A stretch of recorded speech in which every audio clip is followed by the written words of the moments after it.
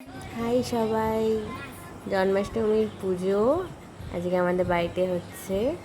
তো সেই জন্য আমরা দেখো কি সুন্দর করে আমি ডেকোরেশন করেছি।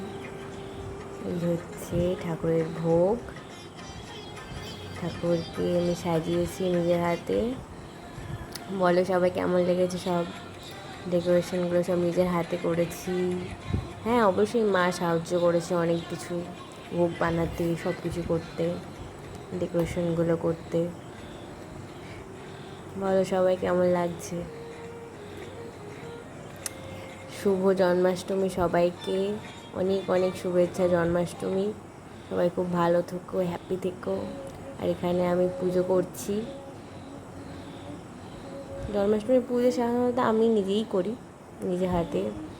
এবার সবাই বলতেই পারো আমি কেন করছি, আমার ভালো লাগে এটা করতে। নিজের সখাকে নিজের হাতে পুজো করতে আমার খুব ভালো লাগে।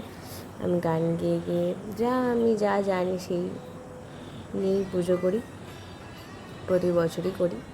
আমার বোন,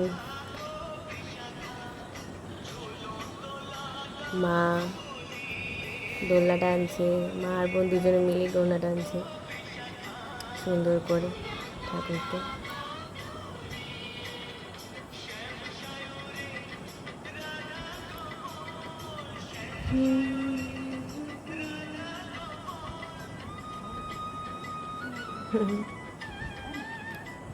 ঠাকুরকে দেখা একটু ক্লোজ করে, ঠাকুরও এনজয় করছে দোলনা।